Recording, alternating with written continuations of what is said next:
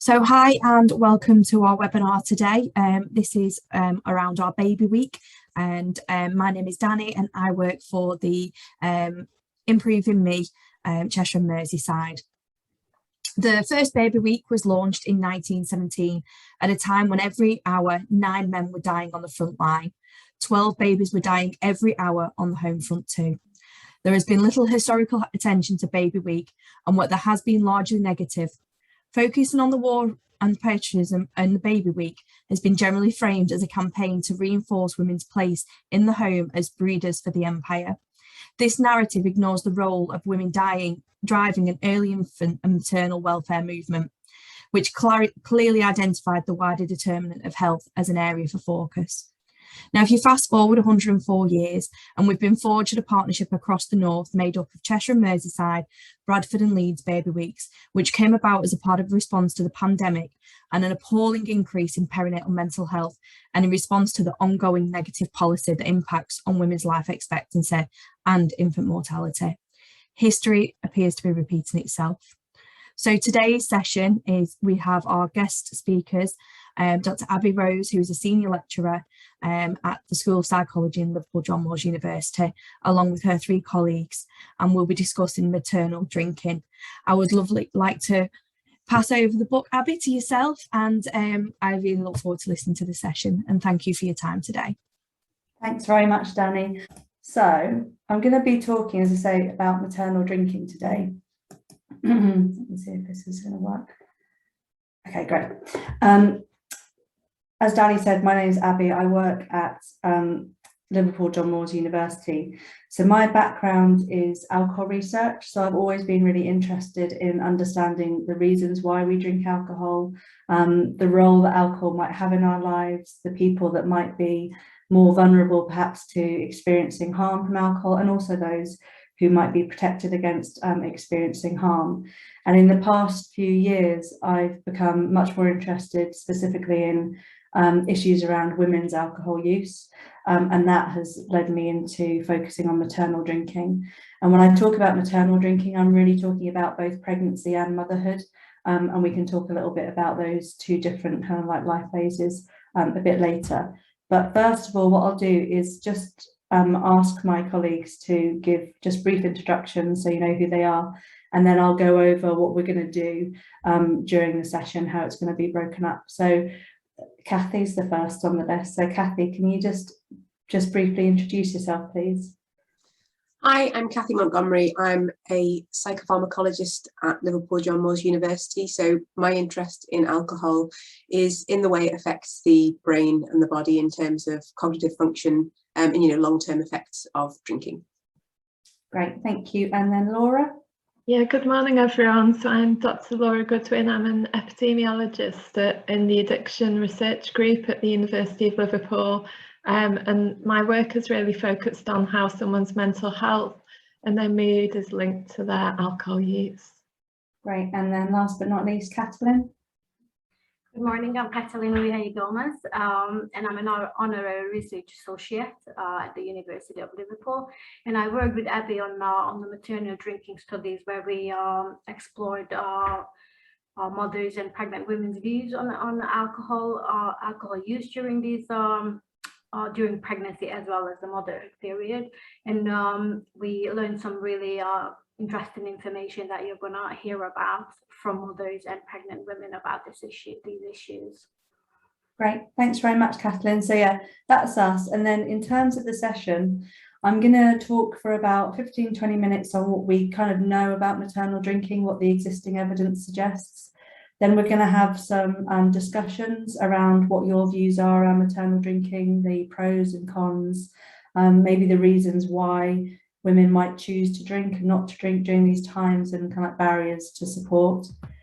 I'll then come back and we'll talk a bit about the research that we have kind of developed and planned for this area, if we get the funding. And then I'd really appreciate your views on that. Like, have we got it right, or have we completely missed the point? And what should we be doing?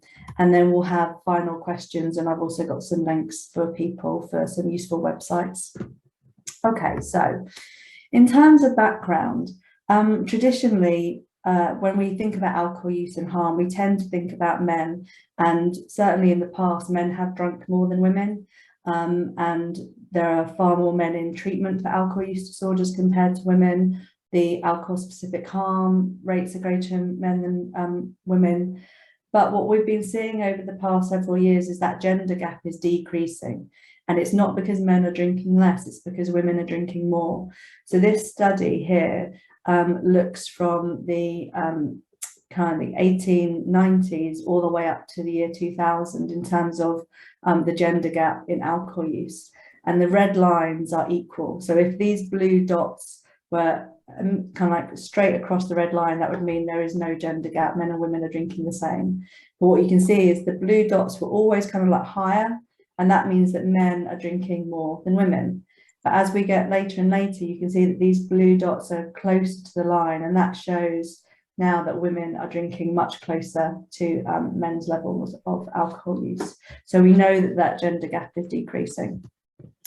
That's really problematic because actually we also know that women are more vulnerable than men to the negative effects of drinking. So women tend to experience alcohol harm at lower levels of alcohol use, and they tend to also start to experience harm earlier on in kind of like their drinking journeys.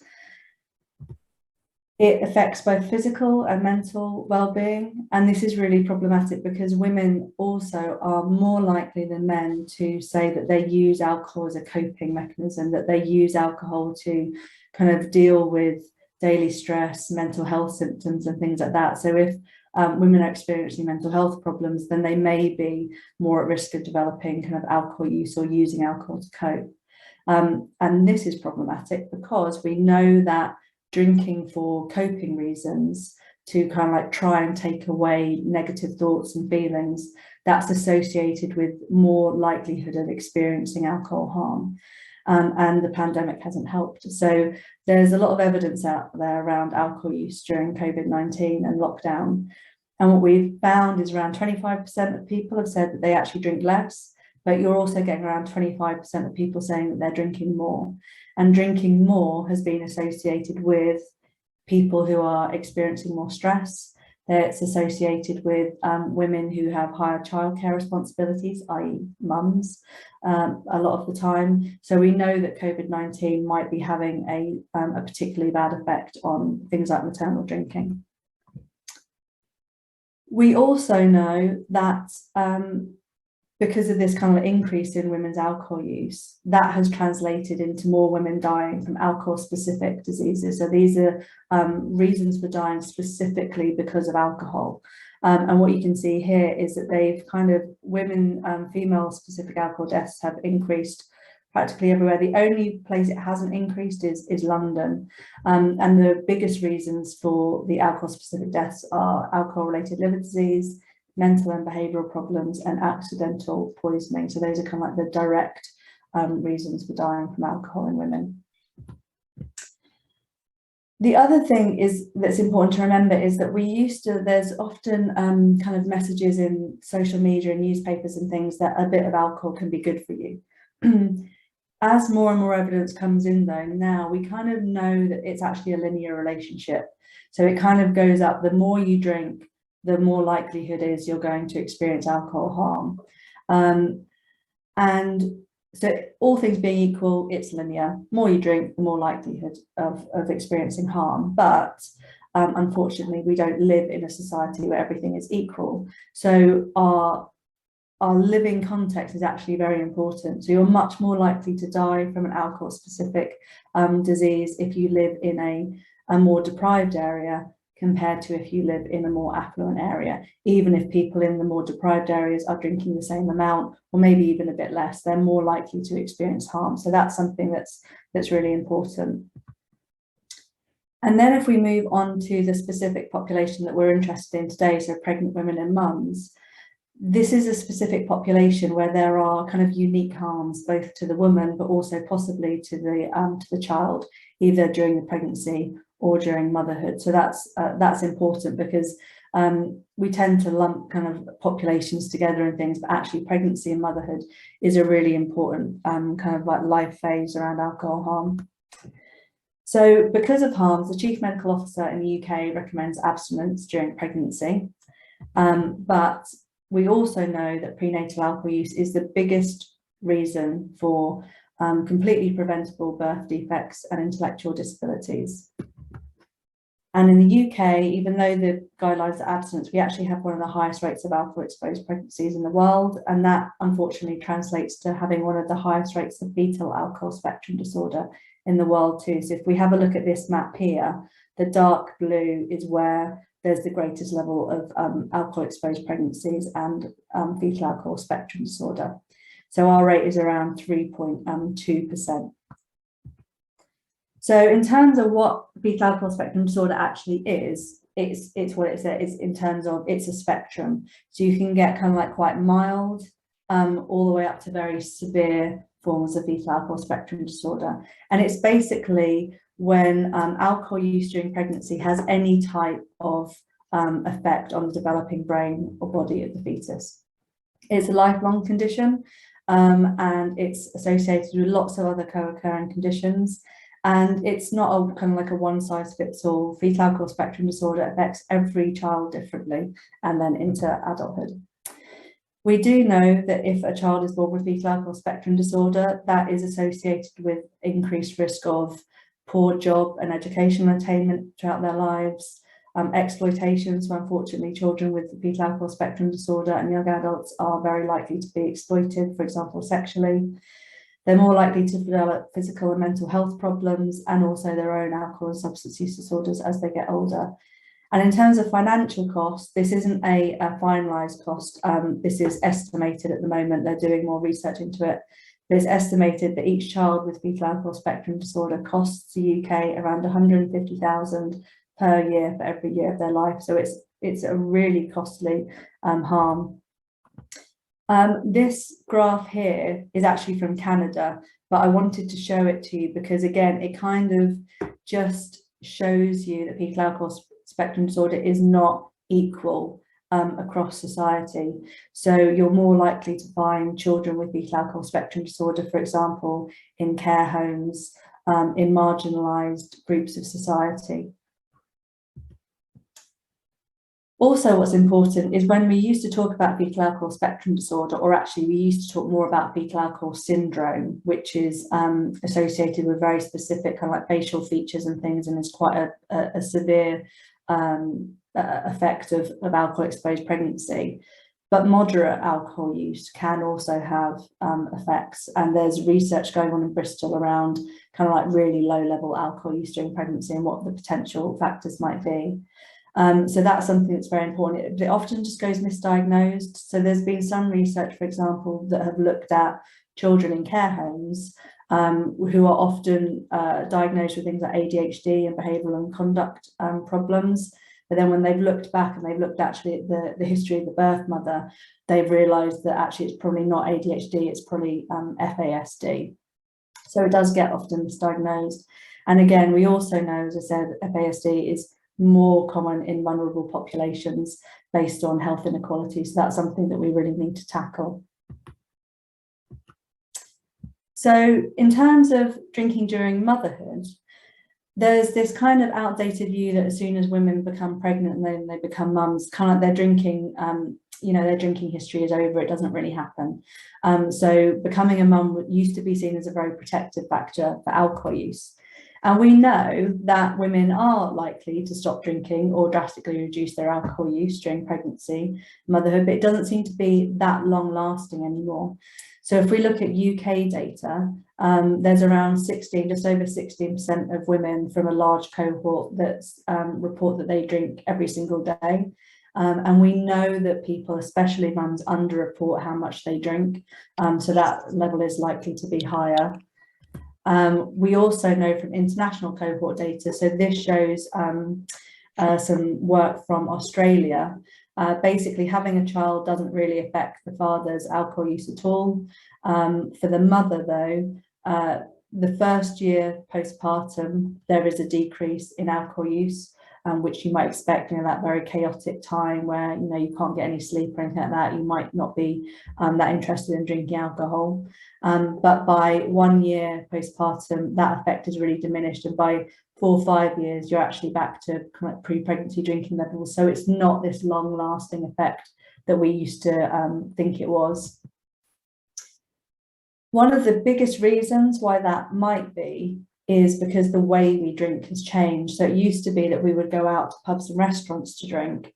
So it was thought that, well, mums can't go out because they're looking after their kids, so there's no opportunity to drink. But we spend most of our our alcohol purchases are done in shops, off licenses, online shops. So it's in the home. So we know that we're drinking in the home. And if we have alcohol in the home, it's a bit like, if you go to the shops and you see like buy one, get one free on chocolate biscuits, you think, well, I'm going to buy 2 packs of chocolate biscuits and they'll last me a month, whatever. You don't, they last you a week and then you buy more chocolate biscuits. It's exactly the same with alcohol. So if it's in the home, you drink it and then you purchase more. In terms of the effects on children, so we know that around 1/3 of UK children are growing up in a household where at least one of the parents drinks above lower risk levels, so they're drinking either hazardous or harmful drinking levels. And that translates into around 1.3 million children being directly affected by their parents' alcohol use every year. We also know when we look at maternal drinking, and again, this is not just women who have got kind of like a clinically diagnosed alcohol use disorder who are drinking kind of like very high levels of alcohol use. This is also including like moderate drinking and non-dependent drinking. So maternal drinking increases the risk of child mortality, so things like sudden infant death syndrome, physical and mental health problems in the child, social services involvement, accidental poisoning, bone fracture, hospitalisation. It increases the risk of the child developing alcohol use problems later in life, and also that impaired mother-child relationship. I'm not telling you this in a way to scare women or to say or to strengthen any type of stigma against mums drinking at all, but I think kind of like the effects and potential harms, it's important to understand them and how we can kind of like support women to maybe think about their relationship with alcohol and how they drink. But but don't take it in a stigmatizing way at all. So in terms of barriers, in terms of researching this area, one of them is that many of the estimates that we have around maternal drinking come from treatment cohorts. So these are women who have entered treatment. And as I've already mentioned, women are far less likely than men to seek out treatment and to enter treatment services for alcohol use problems. So the estimates we have are probably underestimates. There's also really important stereotypes around what we understand as harmful drinking. So when I think of harmful drinking, when other people think of harmful drinking, you might suddenly think of typically a man, somebody who as soon as they wake up wants to drink, somebody who drinks heavily every single day, blacks out, can't do their job, can't look after the kids, all those sorts of things. But actually, harm occurs on a spectrum. You don't have to be drinking those really high levels to experience harm. And we might not perceive our drinking behaviour in that harmful context because we have these very extreme ideas of what harm is. We also know that maternal drinking in particular is underreported because of stigma. So, women are worried that they will be looked down upon and stigmatized if they talk about their drinking. They might be embarrassed about their drinking, that they feel that they're the only one not coping. They might be afraid of what the potential consequences might be. So there are all sorts of reasons. And also this persistent outdated view that as soon as a woman becomes pregnant and becomes a mum, they just stop drinking. And it's just not true. We know that. Okay, so in terms of the discussion, that's kind of like a whistle-stop tour of kind of the research in the area and kind of like some of the important points. We're going to go into, I think it's going to be like 2 breakout rooms Danny's going to put us in, and it will just be for kind of like about 10 minutes, and it would be really useful to hear your views on these certain things. So as I said, we're talking about maternal drinking, obviously because of the nature of the session, we might be focusing a bit on the harms, but drinking can bring some benefits. So this isn't about saying that all women must never ever drink again once they've had children. So there might be benefits and risks that you can think of around maternal drinking, which we'd be really interested in hearing about. Why do you think women might drink and might choose not to drink during pregnancy and motherhood? And also what kind of information and support you think would be useful. And if you're a pregnant woman or a mother yourself, have you had this kind of information? Do you know about this kind of evidence and things, and how has that kind of maybe influenced your drinking behaviour? And then also what you might think are the biggest barriers to engaging with women, talking to women about these sorts of topics would be really useful. As I said, the different groups are going to be chaired by someone, so they can remind you of questions and things if needed. But yeah, Danny, if you can do that for us, thanks.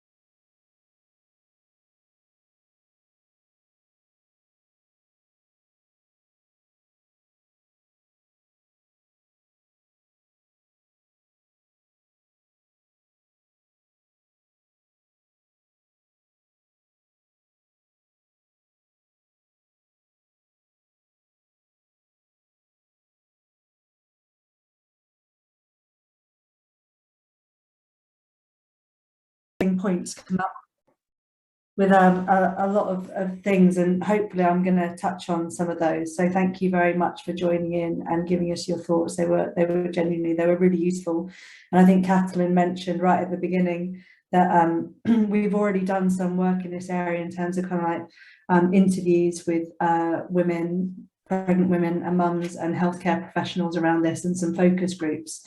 And some of the things that was being said in these breakout sessions really echo what other people are thinking in terms of kind of why women may be drinking and why they might not be drinking, and the stigma around it, and kind of like the general attitudes around women's behaviour and women's drinking, and how we might be able to support women without, but certainly by not increasing any of the stigma, though it's incredibly important.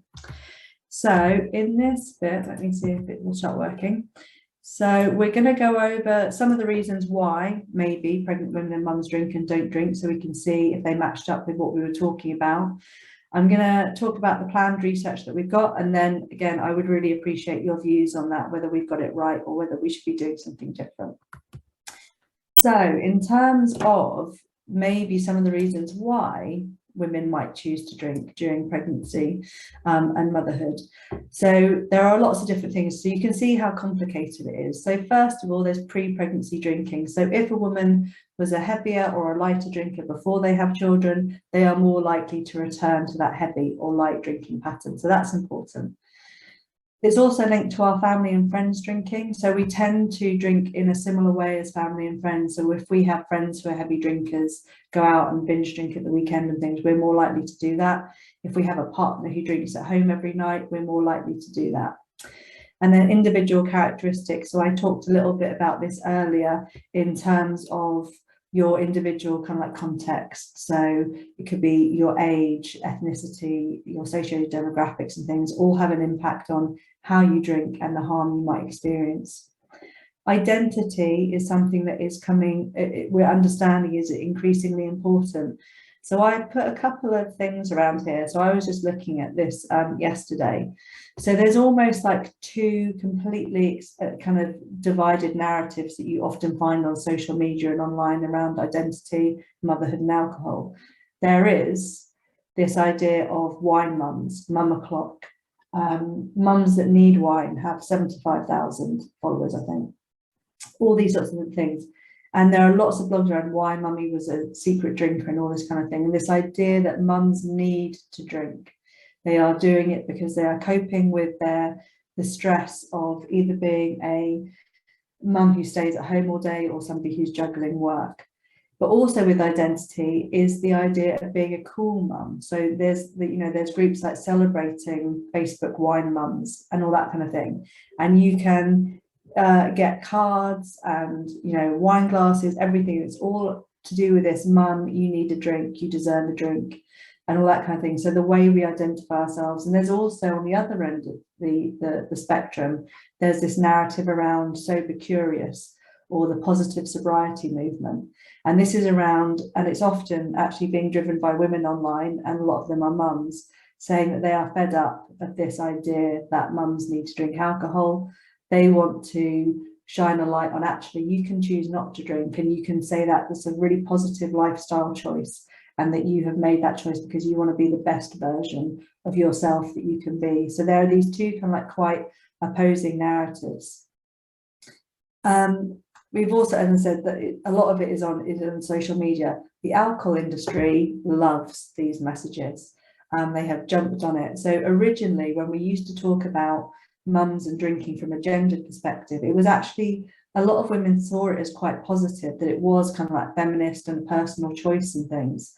And then over years, it's kind of warped into this idea of mums need alcohol, but the alcohol industry, through their stealth marketing and being very good, have jumped on these narratives, and they really push this idea that alcohol is a choice, it's a feminist choice, it's something that strong women can choose to do, it helps to define you, and it can help also with your self-identity in terms of being away from the mum role, that you can still go out and have kind of like fun and things. We also have lived experience, so this is really important. So we know that people with mental health issues might be more at risk of drinking more, but what we tend to see is there's almost a divide. So if we look at mental health population, so for example, people with depression or anxiety, there are higher levels of people who are drinking, maybe to cope, but there's also higher levels of people who don't drink anything, they're completely abstinent, and maybe that's driven by some kind of knowledge that actually alcohol will make things worse. Also trauma, which is related obviously to mental health and things, but traumatic experience can increase your risk of drinking. I've got a real interest in birth trauma. So we know there's kind of increasing awareness around birth trauma and the evidence that, you know, traumatic birth, from a subjective point of view, if the woman believes that they've suffered a traumatic birth, that can be related to things like post-traumatic stress disorder, PTSD, and depression. And we know in other populations who have those similar mental health conditions like PTSD, we might see this increased risk of drinking. And we just don't really have that evidence in birth trauma and postnatal PTSD. There's loads of brilliant research out there around how birth trauma can affect the woman's well-being and mental health. It kind of then just stops. We don't look at the impact that that has then on health behaviours like drinking and smoking. Responsibilities as well. So this comes back to this idea of if you have so many responsibilities, you don't know which way is left or right. Once the kids go to bed, then that's your time, and it's your way of very quickly unwinding, switching off and thinking, okay, this is my time, I'm done with my responsibilities for the day, I can now have a drink. So those are some of the reasons, and a lot of those were picked up in the discussion that we had, but we can talk about these later as well. Then on the flip side, there are reasons why maybe we choose not to drink. So again, pre-pregnancy drinking is very similar to what the previous slide was, but I've taken alcohol industry out because they're never going to really want you to not be drinking and consuming their brands. So family and friends, if they're not drinking much, individual characteristics. And as I said, this identity is really interesting. So what we're seeing is more and more, especially online, these communities of saying, actually, I don't want to drink, I choose not to drink. And there are an increasing, so these are two books here. So there's this increasing awareness that the reasons why women drink as opposed to why men drink can be very different. And there's this argument that the current alcohol interventions and public health messages and things comes from a very male-centric kind of background. So if we take AA as a classic example, Alcoholics Anonymous. So Alcoholics Anonymous was developed by a couple of men, white men, very affluent businessmen, And it worked for them really well. And for the people at the time were more likely to have problems with alcohol, who were men and white men. And so they devised Alcoholics Anonymous 12-step program. And a key component of that, as an example, is that you submit to a higher power. Originally it was God, a Christian God, but now it can be lots of different things, whatever kind of like fits with your kind of belief system. But women came along and said they didn't find AA very helpful. They didn't find that it worked for them.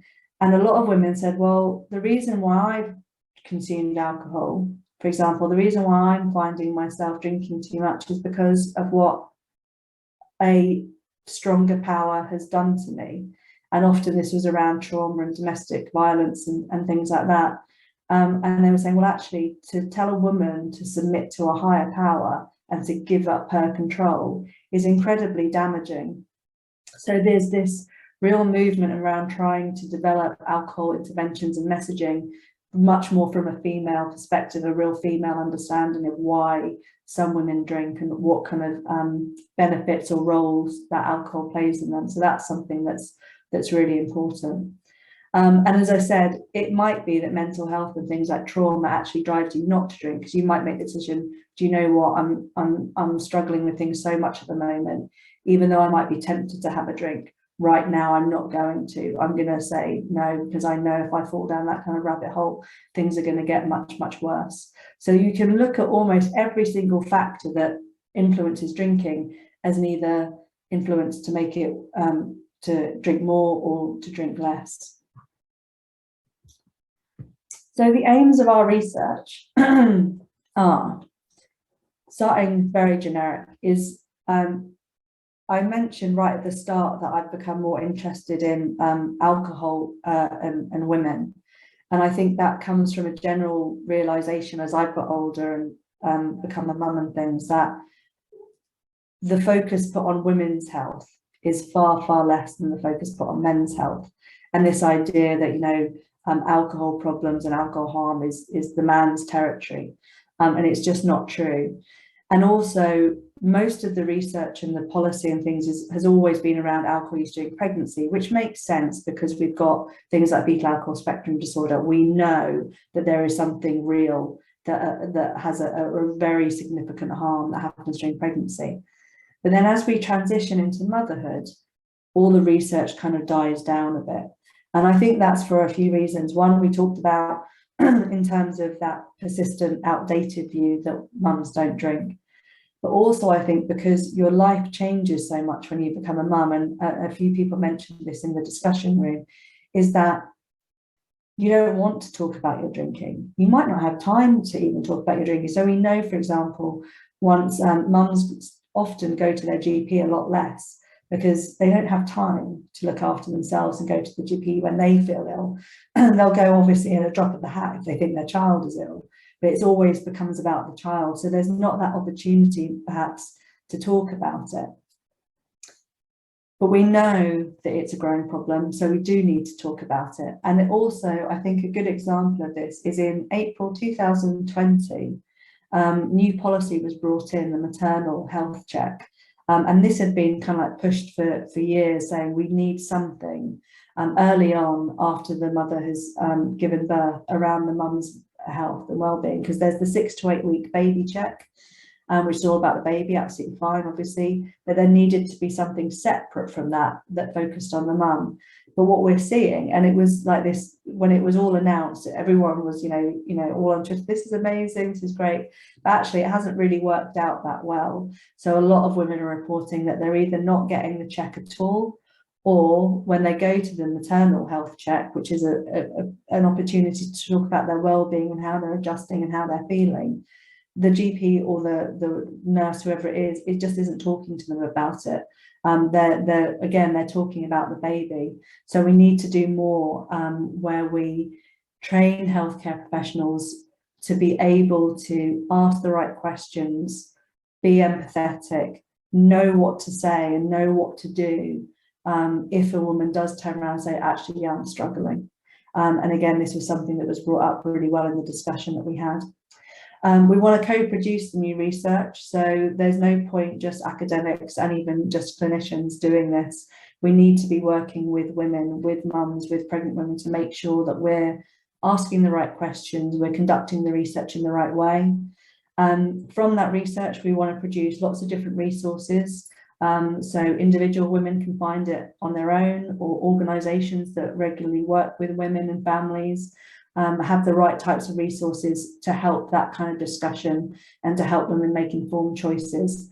I think women are sick and tired of being told what to do, but from our own work, if you just take the time to talk to women and explain to them what the evidence is and explain to them why the guidance is what it is, women are much more likely to go, oh, okay, now I get it. And they're much more likely to actually change their behaviour and feel like they're doing it for themselves, that it really is their choice. And then obviously the ultimate aim is to reduce alcohol harm and improve the health and well-being of mums, their children and families. So in terms of the research questions of how to do that, first of all, we want to ask, why do women drink alcohol and why do they abstain? It sounds like a really simple question, but it's actually crucially important. If we understand why a person does or doesn't do a particular behaviour, we can develop interventions, tailored interventions that really match those persons' needs. So we can give, for example, practical and appropriate suggestions for alternative behaviours. We can challenge people's perceptions and ideas around why they're doing something in a very compassionate way to help them to see things from different perspectives. We want to understand how women talk about maternal drinking. How is their alcohol use shaped by their friends and their families, either face-to-face or online?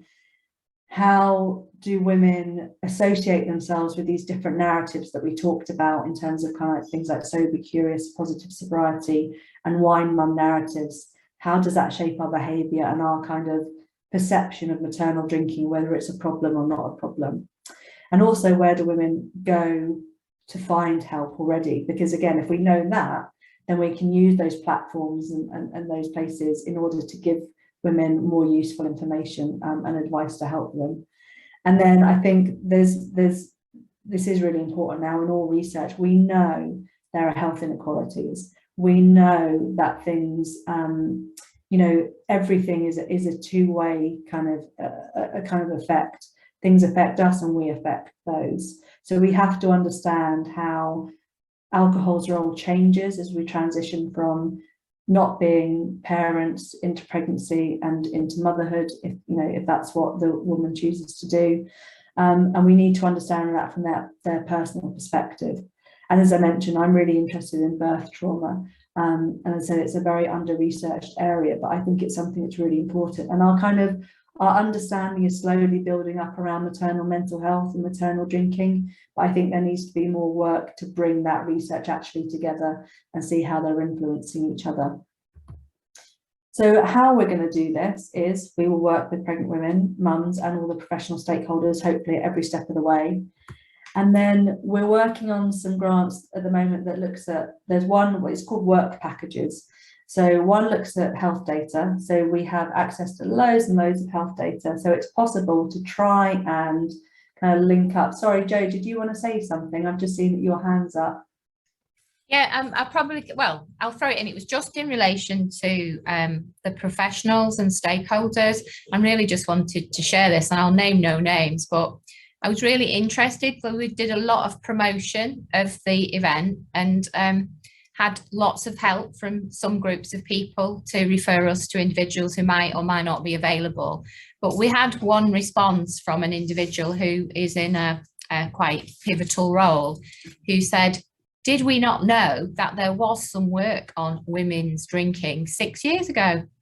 Now, I'm not sure how that was supposed to be helpful or why it was relevant, but I found it really, really shocking. And the fact that he even thought that was appropriate to raise it is even more shocking. So I kind of read it that there's resistance in the system, into key areas. So we need to take that into account in relation to blockers. Because obviously Improving Me is really interested and committed to understanding more about women's drinking and smoking, and they're both similar in the set that we don't handle it very well in relation to that journey that women go on during pregnancy. So I just wanted to flag that, and because I think that needs to be part of the strategy, because we need to understand where's that coming from. And, I've had similar responses where people have said, and this is why I said about the barriers, where people say, well, they're outdated. I have had people say to me, well, mums don't drink, or well, there's been a bit of research on this, so we know. It's like, well, no, you don't know it, because it hasn't been that thoroughly researched. I think it's about join up agendas. So we had Dr. Ian Sinner presenting yesterday, who made a really strong case about the sort of whole thing about women's health and how it's subjugated and not seen as important. So we have to see it as a wider kind of picture, really. So we'll share some of the slides. We'll be sharing the slides, and I think you might find them quite useful in terms of understanding what's going on in terms of the analogies he was drawing. But I think it's wider. It's that wider picture about women's needs within health being dismissed, shall we say? I'm getting that. I'm getting that from quite a few things. Is there somebody else's? Sorry. Yeah, I just wanted to echo that, because when you start in higher education, in nursing education, if we focus in on women's health, like we did yesterday, I got the reaction that, well, actually, we should be talking about men's health because that's where the inequalities are. It's like, well, hold on. It does actually say in the NHS 5-year plan that 34% of women will spend part of their life in poor health. So it is I don't think we take it seriously enough. And things like poverty and the impact of poverty on women's health. And if we can impact that, then we impact probably a number of people's health as well. Then we've got limited resources. Let's use them in the best way. Thanks for that. No, I completely agree. And there is this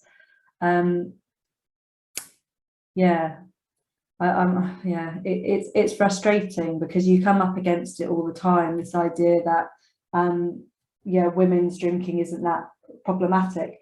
But earlier on, I've shown so many different pieces of evidence that absolutely point to the fact that this is not the case. The fact that women aren't seeking out help for their alcohol use, that's a problem. And it's compounded all the time with this idea that this kind of, from certain people who are quite high up and prominent, continue to push this idea that it's not a problem and things. So we do need to change that.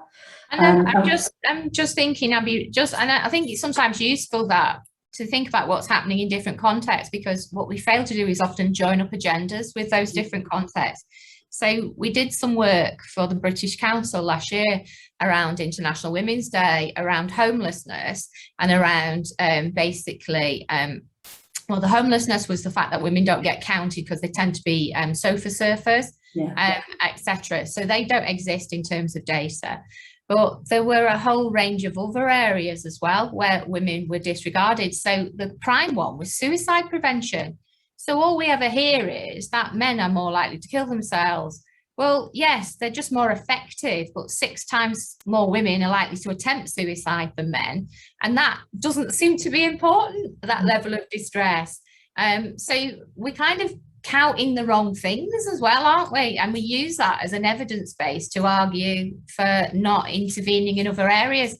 And the drinking is often associated with suicidal tendencies as well. So it's really important that we kind of start shouting about women's health.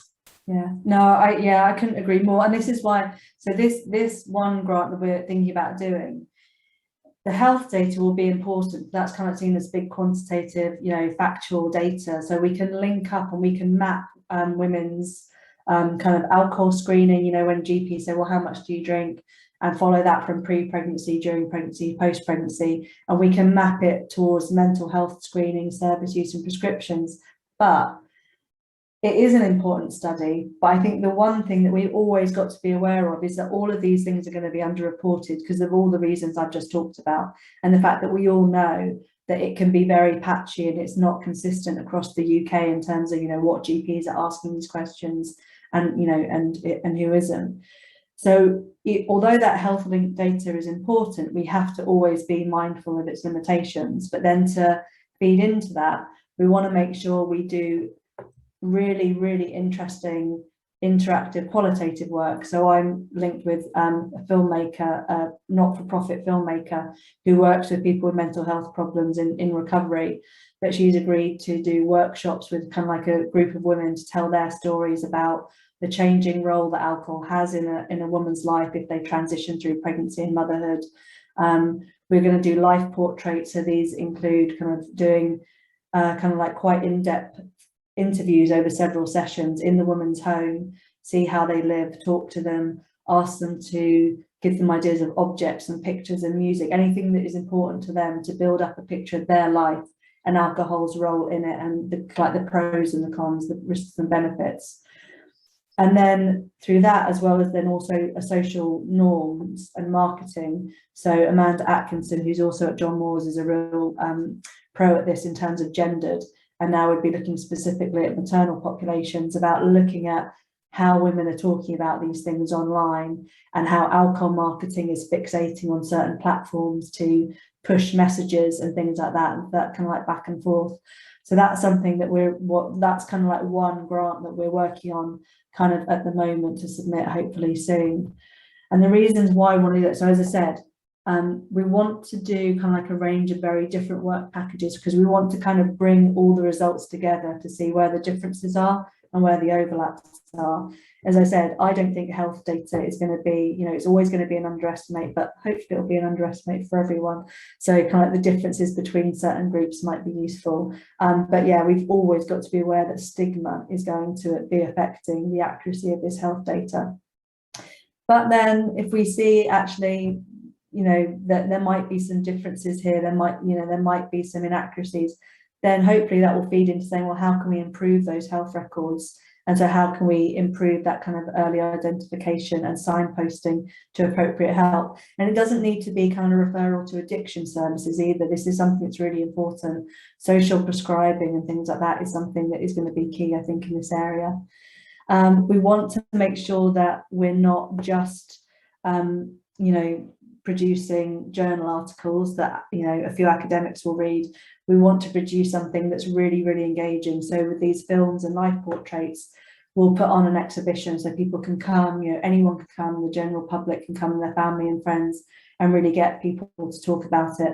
And what I mentioned earlier, these tailored resources as well, that are really geared up towards the very unique reasons why pregnant women and mums drink and don't drink, and kind of like their practical constraints as well, like what can they do and what can't they do. And then future research, we want to look at kind of tailored interventions that are appropriate for women going through pregnancy and motherhood. There are two other studies that I'm interested in. One is a longitudinal cohort. This is the thing that we really, really need to do, but it's very big. So this is the only study that's actually going to be able to follow women up prospectively and get them to talk about their drinking as and when it happens, rather than relying on memories and retrospective recall of how they used to drink and how they felt. I think this is really important, and I'd like to do it when we compare kind of like a group of women who do experience birth trauma and who don't experience birth trauma, kind of like recruiting them early on as possible in pregnancy and following them up for several years. The problem with this, and this is where we need your advice, is that we need a big group of women to agree to do it, at least 700. That's really the real minimum. How do we recruit? How do we make sure it's representative? How do we kind of make people engage and think, oh, do you know, this is something that is worthwhile doing because it's about my health, and there's very little about women's health. How do we keep them engaged? So we know in this kind of like longitudinal where you're asking people to report and stay in studies for years, the dropout rate can be huge. So we want to make sure that we're keeping women engaged. And how do we do that to make them think, do you know what, it's worthwhile me staying involved in this?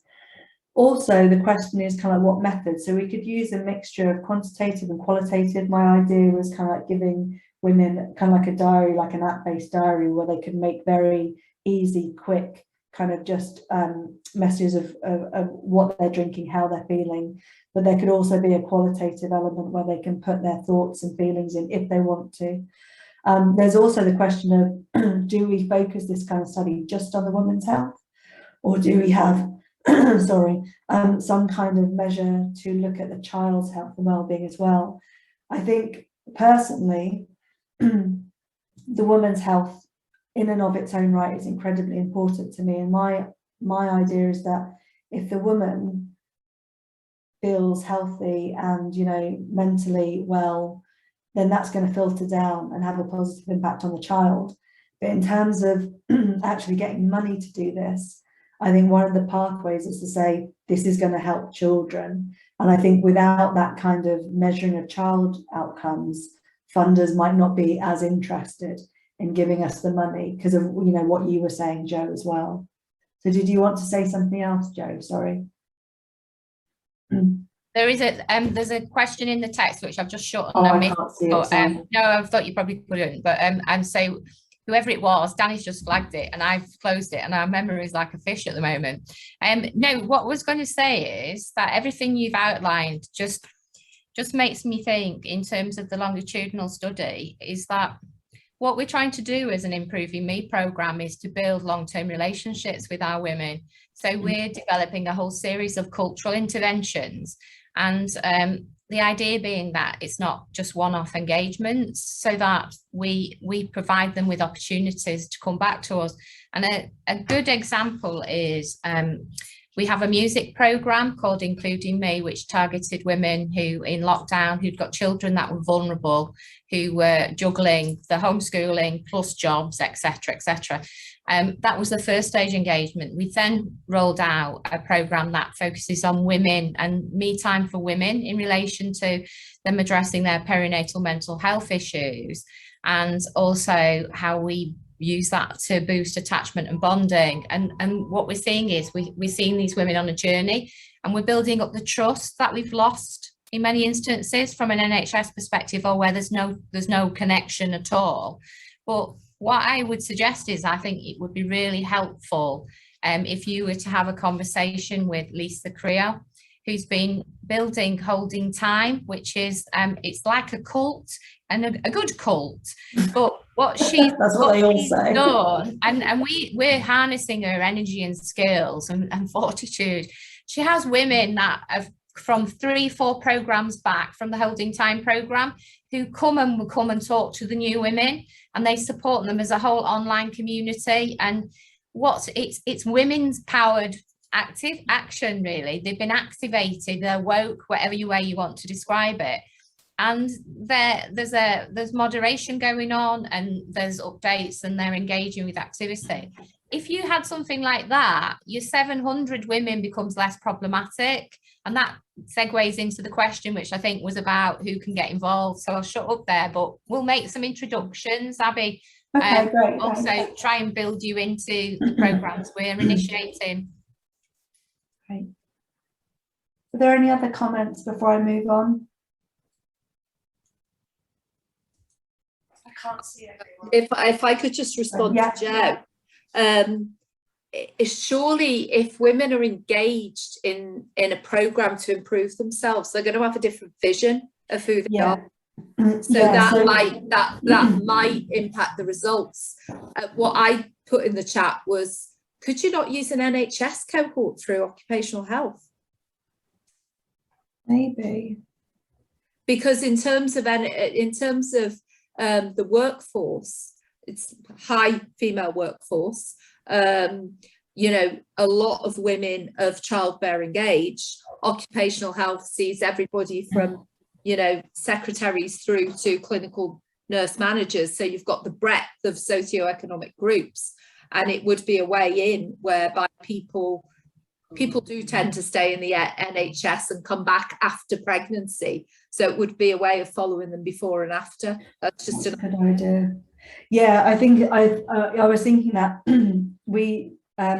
I can talk about this another time, because I know we're running late, but there's another grant that we're thinking about doing next year, which is a much bigger one, which is much more kind of like blue skies. So the idea of having a proper cohort, but then also having it running alongside that another study about engagement and things would be really important. So yeah, if I can speak to you after, Jo, that would be great. Yeah, and also just to respond to the point about occupational health, having been a victim of occupational health, I think you'll find that there's even less honesty within the NHS about what they'll share with occupational health. They're often used as a tool to police things for the wrong reasons. So if we talk about trust breaking down generally between the public and the NHS, I think there's some real fractures in relation to organisations, and just thinking about the way if someone is off sick for any length of time and they use the back to work meetings, they're not used in a positive way, they're used in a really blunt way. So I think there might be issues there. But Victor was asking whether you're looking at wider basic involvement of women, not just England. Victor, are you in Ireland?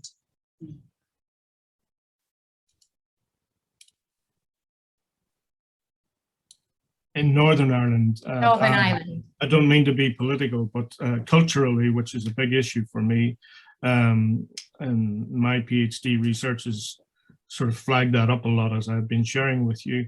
But the south of Ireland have a completely different culture almost than the north of Ireland. We tend to be quite similar to Britain, you guys, but not always, you know, which is why I was posting in the chat the question to Abby. Yeah, sorry, I can't see the chat. So yes, we are. The ESR, the grant with the 3 work packages. Yeah, that's almost ready to go in. So I think that we've got somebody involved who's at Queen's University. But the study I was talking about, this kind of like bigger study, which would be more funding for a longer period of time. A part of that is to make sure that it is broad. So we would absolutely be interested in throwing the net much wider in terms of how we can link up. Can you let me know in time, Abby, who is involved in Queen's? Because if I'm making a presentation and I disregard that person, I look stupid. Sure. I Thanks, can Abby. do. That's fine. So the other thing that we want to do is we want to develop a tailored intervention. Very specifically, we don't want this to be for women who have a clinical alcohol use disorder. There are specialist addiction services. And again, what I've talked about before is that the alcohol harm we think of as the kind of like the very severe end of the spectrum, but actually, because there is a much bigger population of women who are drinking moderately and hazardously, who would not, meet a clinical diagnosis. Alcohol harm, most of it is actually happening within that kind of like, hazardous drinking population, just because there are so many. So we want to develop an intervention which supports women all the way through pregnancy and motherhood. It would be something that you could keep with you, you could refer back to. The idea would be that the intervention would change as you move through different phases of pregnancy and into motherhood. So kind of the information you're being given, the evidence, the ideas and things would all be fit to the needs of that particular point. It wouldn't be something that would have to be prescribed to you or clinically given to you. It would be something that you could just download, the idea that we've got. But I'm interested in understanding what people think about that. Do you think people would take it on? Would we have to frame it as a health well-being app, even though actually it's really focused on reducing your alcohol use in order to improve your health and well-being? How do we get, again, people to keep using it and engaging with it? Because lots of people download apps to their phone, but then they never use it again. So that's something that is really important. And I realized that we're almost out of time, and I wanted to do another discussion because I really wanted people's ideas about our research questions and our aims to say, are we doing it wrong? Or, as Jo has kindly told me, apparently all this research has already been done, and my years of searching for this. Abby, we did start about 10 minutes late, so you've probably got about another 10 minutes. Oh, have we? Oh, okay, great. do people want to go into breakout rooms, or are you happy just to discuss as one group and talk about how you feel? Just happy to do that, Abby, because yeah, that's fine. What I'll do is no, it's great. I'll shut up. I'm gonna leave that here. I'm gonna shut up and put lots of sticky notes on this board that we've got. But if people would just like to give us any feedback about our plans, and what we've got right, what we haven't got right, and that would be fantastic.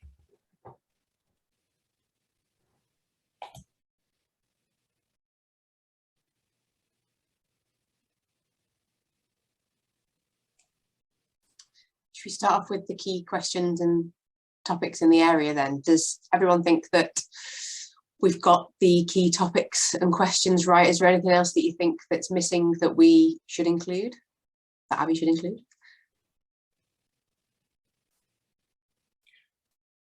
Just think, Kathy, maybe put a little bit more, or de-emphasize the potential consequences of misusing alcohol, and see it more as a coping mechanism, and investigate why women or a couple are using it as a coping mechanism. And as Pam said, it shouldn't necessarily be about behavioral change, because that's almost like chastising people. It should be about health promotion. I strongly support Pam in that. That's a really good point. Thanks, Victor. Pam, did you have your hand up again? Well, it mainly just to that balance between the demon drink and just trying to get people to discuss health, like Victor said. I also think that it's like, unless we get the people who are involved with seeing these people involved in the discussion. So I mean, it's quite key that I sent this invitation out to our faculty of midwifery. I don't know whether there's anybody from LJMU midwifery here, but I mean, you know, in terms of students, getting them engaged in this during their training, I think having the resources will help, but it's what emphasis are we putting on this conversation? Because if you take student nurses, for example, they are future pregnant women, and we have 600 of them every year. Maybe that's another possibility as a cohort. I don't know. But I mean, it's how do we get these conversations happening earlier in professional careers as well? I think that's a really good point, Pam. So I know that my PhD student and Harry Sumner's PhD student recently did a session for nursing on alcohol related harm, but I was wondering, what other alcohol content do you cover with your various nursing cohorts already? So do they have sessions on alcohol related harm or alcohol and health promotion when you talk about other kind of long-term conditions that you might have to cover when they are qualified? We have no complete overview of the programme. So I mean, it is difficult to say. I know there is one module where we treat alcohol misuse, but it's from the perspective of an aging person rather than a younger person. But I think just generally, I mean, in terms of our students, we've got 600 potential, well, not quite 600, but I mean, the majority of our students are future mothers, and how do we make that an imperative of the training? So I think based something on that comes to mind as well, when I was working in museums, we used to use something called Pester Power, and that was around the fact that basically if we'd got kids from deprived areas, their parents were less likely to attend museums. So we targeted primary schools for visits through the school, and then the children were kind of given resources to go back and pester parents to take them back in terms of the benefits. And Pam's running a pilot activity around student, basically student and staff wellbeing, where students are actually going into the community talk about things, and wondering whether you can train up a body of young people with clear information advice, almost to go back to, you know, to influence the parents in relation to thinking about if they are unwell, what that means in terms of the future for that child, etc. Just kind of like reverse psychology, really. So it's not as Victor says, we're chastising them as health people. It's a bit like the stuff around poor people don't eat the right food, and actually when you look at their income, they don't, because they can't afford to. But no one ever mentions that when we're banging on about it in terms of public health. Yeah, that's right. I find that using young people or using students, and the students that I teach, folks, is really inventive and creative and imaginative way of deriving new ideas and approaches to how to cope with this situation. Because like you say, Joe, and Pam, a lot of the young people are young women who are going to be giving birth to babies or haven't long since given birth to a baby. And it's if you will, far better information coming from the horse's mouth than someone like me pontificating with an academic cap on. And some of the things I do, for example, in one of the modules is I run a poster competition, and that gets everyone sort of really G'd up and enthused to try and beat the other group within the module. You know what I mean? There's 5 groups in the module. But it's interesting to see some of the things that are discussed at local level or at ground level, you know. And that's why I say culture beats the hell out of a lot of the things we talk about every day of the week. Because when we did a session last year on fetal alcohol syndrome as part of Baby Week, and what was really clear was the health literacy levels of most of the population is really low, but also our knowledge about fetal alcohol syndrome, because we don't measure it at the right junctures, so we assume that we massively undercount there as well. So it's almost like a vicious circle, isn't it? Because women don't drink because they're going to do harm to the babies. They don't know, do they? And so it's how do you get that message off, in a message across in the right way, so that impacts on that decision. One of the things about that, Joe, is that, you know, the people that I come into contact with, professionals especially, and GPs and medical people, they think FASD and fetal alcohol syndrome are one and the same thing. And they are not, of course. FAS or fetal alcohol syndrome is just one of 4 conditions on that spectrum, you know. So they start at the wrong juncture to measure these things. And that's why my PhD study was about alcohol and pregnancy, not about the complications or the implications of it. Because we need to start far sooner, like Pam and I were saying earlier, in the schools and colleges. And once young people become sexually active, not just the girls, but the guys that get the girls pregnant, you know, we need to be teaching them. But there's a lot of ignorance that needs to be eradicated, because in the schools and colleges in Northern Ireland that I come into contact with, they either want you to come in and pontificate with an academic cap on and lecture to the young people and disregard their knowledge and wisdom. Either that, or they don't want you to come in at all because they don't want their little, whatever the name might be, they don't want you sowing seeds in the child's mind. Yeah, the child could teach you a thing or two about it, I think. Yes, that's a really good point. Sorry, Abby, I'm not moving through these very fast. So I guess linked to each other. So we've mentioned about engaging students, which would be a really, really useful, especially if the nursing cohort are predominantly young females. How can we make sure the work is diverse and inclusive? So obviously the nursing students are probably, you know, might have some ideas about how we can improve, you know, increase the sample in terms of diversity and inclusivity. But if we're including them as our initial cohort to investigate women's views, then they are kind of a very niche group of people. So how might we then have outreach to other women in the Liverpool area nationally to be able to investigate their views? Well, I think you could. I mean, that would, in effect, you've got you know, a cohort of 600 every year, haven't you?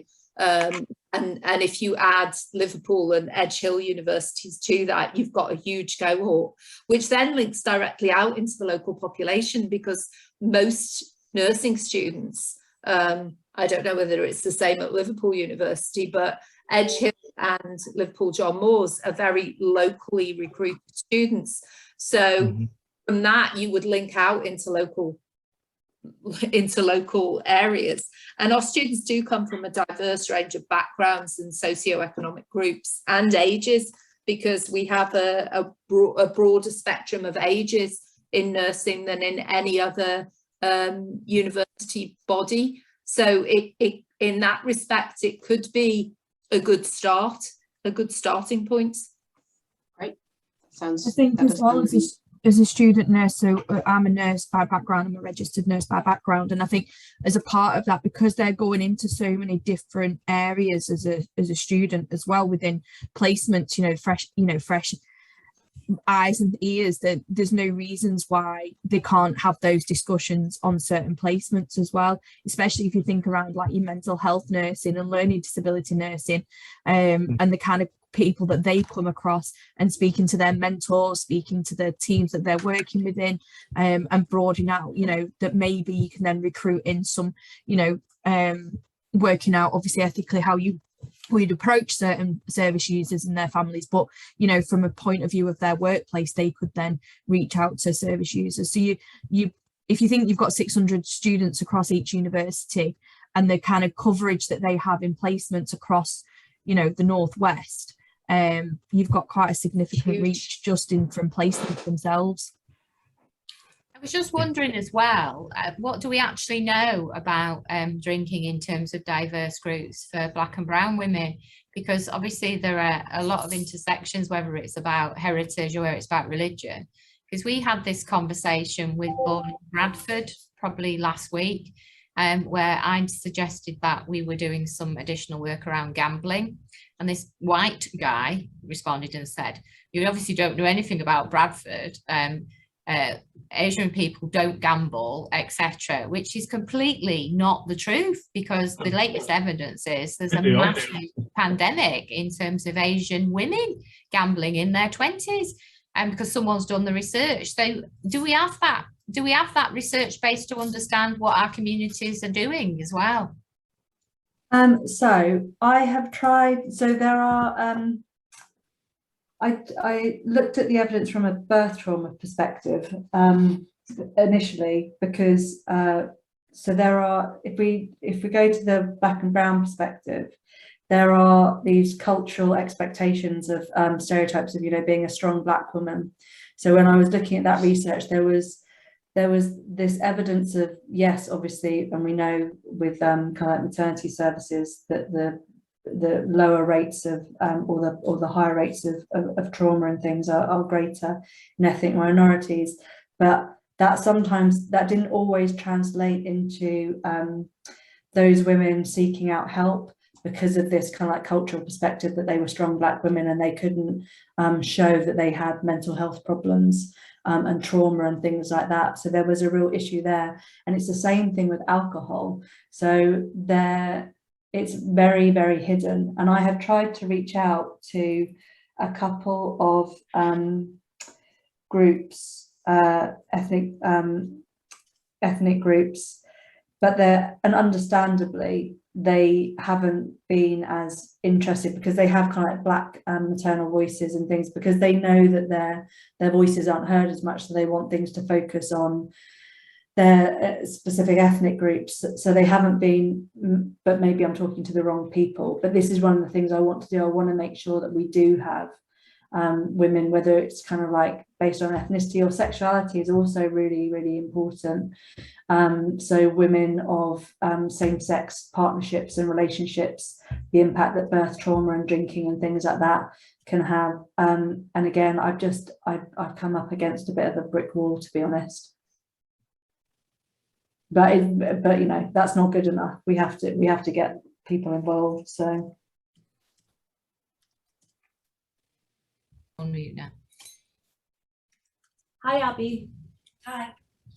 Hi, it's Kate. I'm just from our engagement team's point of view and being able to link in with you know, wider demographics and stuff, and exactly what you've just mentioned really around, well, we look at health inequalities within maternal care and wider now actually across families, and the number one thing that we've had to learn is we have to have people who are representative of the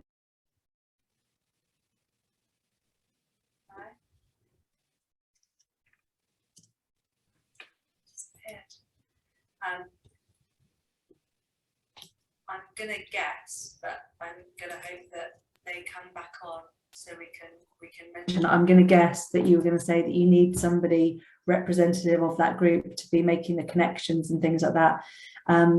Maybe that might be what you were going to say. Abby, yeah. Sorry, yeah. I don't know why I didn't touch it. That was it, yeah.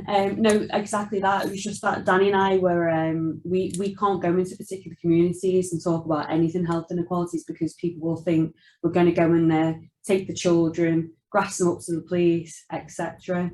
And it's not even because of, you know, anything in particular. It's just the history of health and communities, and especially with alcohol. You know, the way we talk about alcohol, you know, specifically in English culture. And Victor, it's interesting what you've spoken about with regards to Northern Ireland and the differences in the South and stuff. So yeah. I suppose in terms of engagement, it's being able to, we've had to link in with organisations who work with or who are linked in with particular families and women, and they almost advocate for us on their behalf. Otherwise, there's no other way that we do it. And I mean, and we're obviously more than happy to move forward and work and support all of this work that's going on, and sort of try and navigate it as best as possible, because it is naturally complex, and there's the added complexities with it being alcohol and pregnancy, etc.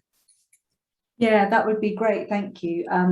And yeah, I think I'm always very aware that I come from yeah, so obviously I'm white and now middle, you know, you like middle class and things like that, so I'm always very aware that when I'm talking to other groups, there can potentially sometimes be some tension and assumptions. And when we've worked with done some work with kind of public advisors through kind of lived experience and things, and there's you know, there's a complex negotiation to have there to be open and say, I don't get it actually, but I want to work with you to learn and to make sure that we've got people in the team who do have that insight and can engage with women. But it's getting that initial link up,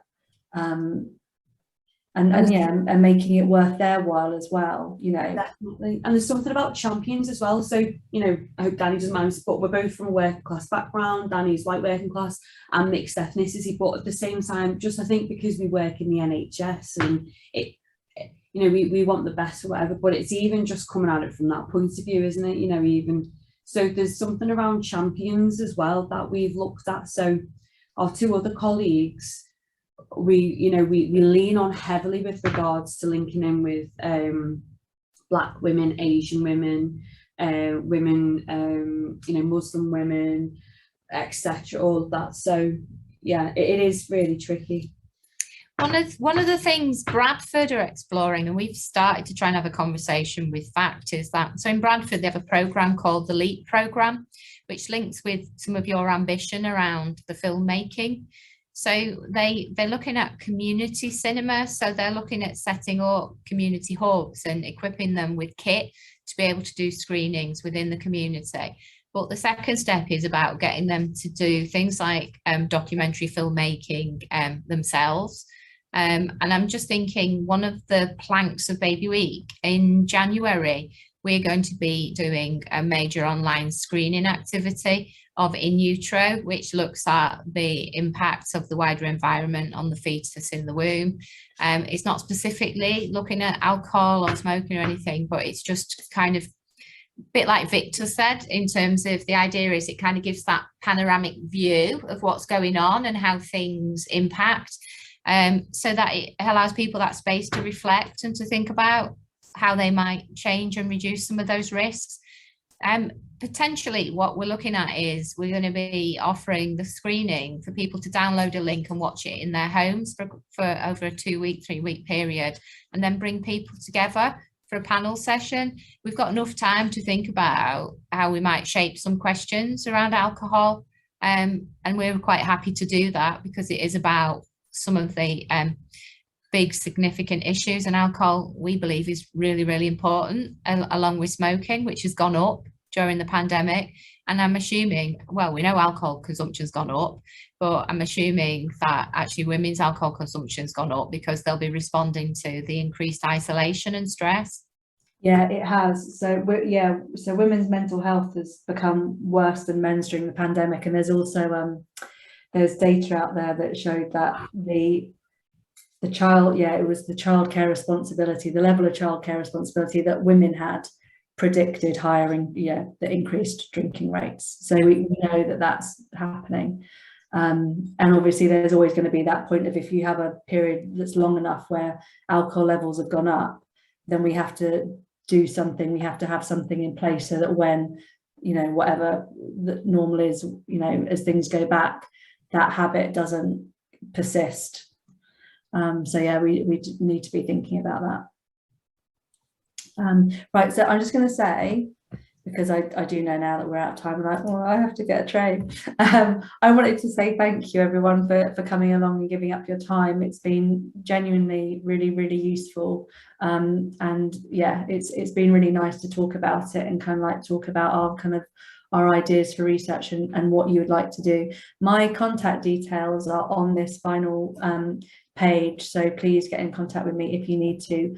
I want to thank Laura, Kathy and Catalin for giving up their mornings to help out, and obviously Danny and Joe for helping to organise everything, and hopefully it's okay, but hopefully you can just see my whole screen, but there are some websites there for people who do want some extra information. I can't